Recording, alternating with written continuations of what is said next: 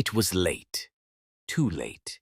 Emily's hands gripped the steering wheel tighter as her little blue car shuddered, coughed, and then, just like that, died. Right there in the worst part of town. The kind of place you don't even drive through after dark, let alone break down. Her heart pounded in her chest as she checked her phone. No signal. Dead battery. Of course. She slammed her hands on the steering wheel, fighting back the rising panic. To her right, across the street, stood a dimly lit biker bar. Loud music thumped from inside. Heavy motorcycles lined the curb like metal beasts, laughter, shouting, clinking bottles. It all sounded rough, dangerous. Emily's stomach twisted. She'd grown up hearing stories about this place. It was where fights broke out, where bad news gathered, where women like her, alone, out of place, simply didn't belong. But what choice did she have? Taking a shaky breath, she stepped out of her car, wrapping her arms tightly around herself. The night air was sharp, cutting through her thin jacket. She could feel eyes on her already, figures smoking outside the bar, leaning against bikes, watching the stranded young woman with quiet, unreadable faces. "Hey, sweetheart, you lost?" one of them called, his voice rough but not unkind. Emily hesitated. Every instinct told her to get back in the car, lock the doors, and wait until morning. But she knew she couldn't. She was alone, vulnerable, stuck. She forced herself to take a step forward. "My car, it broke down," she said, her voice trembling slightly. "I just need a phone to call for help." The man, tall with a thick gray beard and leather jacket, flicked his cigarette aside. "Phone's inside, miss. Come on." Emily's heart raced faster. Go inside, into the bar. She hesitated on the sidewalk, her mind screaming, "Don't do it." But then she saw something unexpected. The older biker gave a small nod, and the others backed off slightly, giving her space. His face softened just a bit. "You'll be fine, kid." With no other option, Emily followed him. Inside, the bar was noisy, dim, smoky.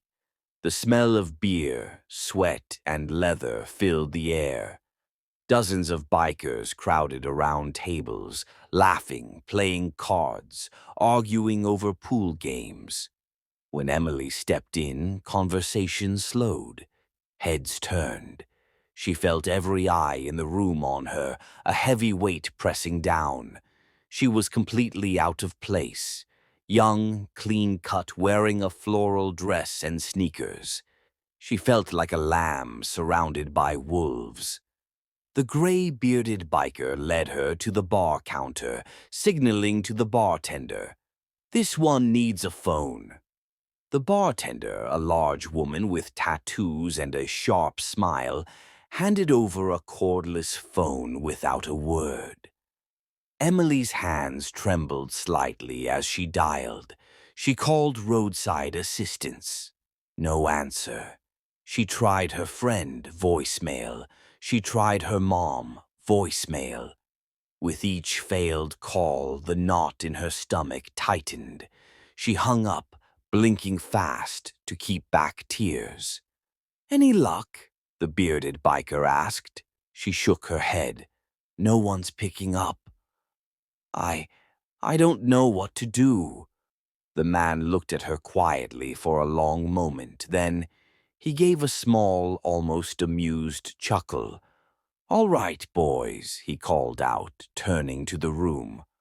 "Looks like we got ourselves a little mission tonight." Emily's eyes widened. "Wait, what?"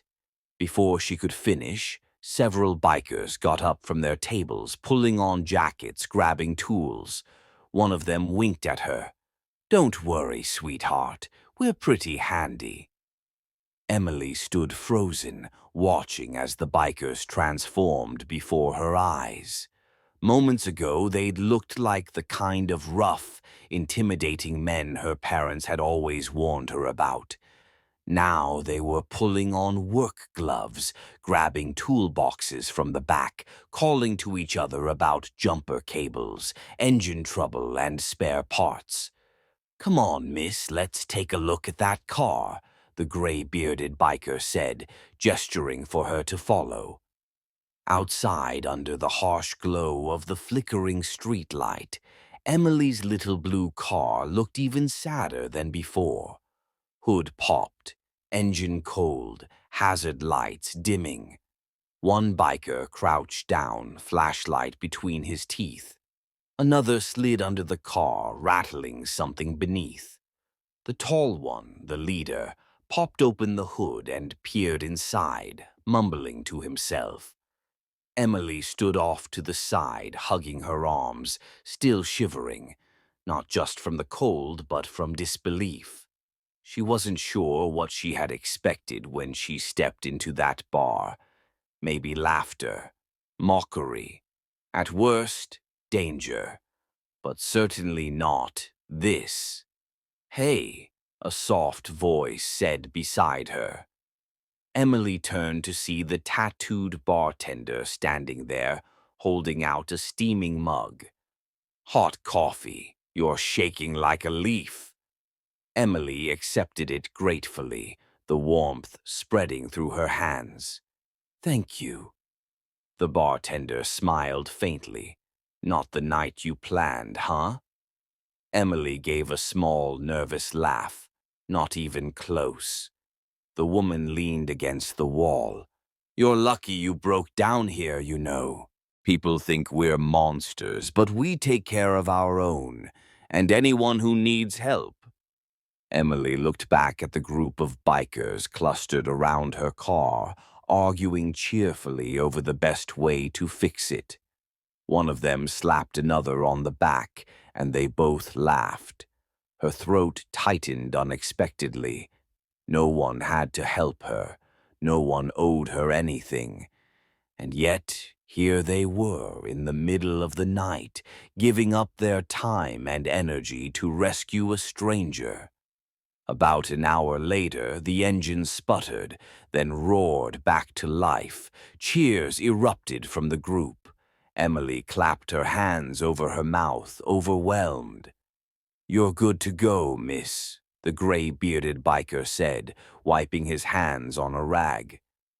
"Just take it easy getting home, all right? You'll want a real mechanic to look at it tomorrow."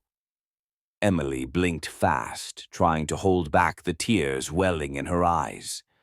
I don't even know how to thank you." "Forget it," the man grinned. "We've all been stuck before." Another biker chimed in. "Just remember, not all monsters live in bars." Emily let out a shaky laugh. "I'll remember." She got into the car, hands trembling slightly on the wheel. As she pulled away, she glanced in the rearview mirror, seeing the group waving after her, the neon bar sign flickering in the background. She let the tears fall then. Not tears of fear, not tears of stress, tears of gratitude. Emily drove slowly, her headlights cutting through the quiet, dark streets. The tears wouldn't stop. Not because she was sad or scared, but because something inside her had shifted. She had grown up with a very clear picture of the world. Dangerous places were dangerous. Certain people were not to be trusted. You had to stay in your lane, follow the rules, keep your head down. But tonight had shattered that picture.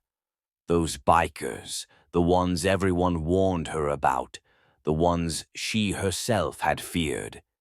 They had been her rescuers, not just in a mechanical sense, but emotionally too. They reminded her that sometimes kindness comes from the most unexpected places, wrapped in leather and tattoos, carrying grease-stained wrenches. When she finally pulled into her driveway, the porch light was on. Her mom was waiting at the door, worry etched on her face. "Emily, where have you been? I was about to call the police." Emily stepped out, still wiping at her damp cheeks. "Mom, you won't believe what just happened." They sat at the kitchen table, mugs of tea steaming between them, as Emily poured out the entire story. The breakdown, the biker bar, the rough-looking men who had shown her more compassion than she ever expected. Her mother listened, wide-eyed, clutching her hands. When Emily finished, her mom sat back slowly. I guess people aren't always what they seem, huh?" Emily smiled softly. "No, they're not." That night, as she lay in bed, Emily thought about the leader, the gray-bearded biker. She realized she never even got his name.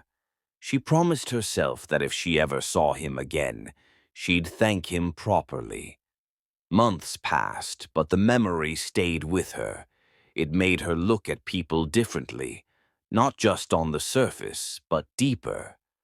She started volunteering at a local community center, working with youth from tough neighborhoods, realizing that life was messier and more complicated than the neat categories she'd been taught. One day, as she helped organize a fundraiser, she noticed a familiar figure walking through the crowd, a tall man, leather jacket, gray beard. Her heart leapt. Without thinking, she ran over. "Hey, do you remember me?" He turned, surprise flickering in his eyes before he grinned. "Well, well, if it isn't the girl with the stubborn car." They both laughed. "I never got to properly thank you," Emily said earnestly.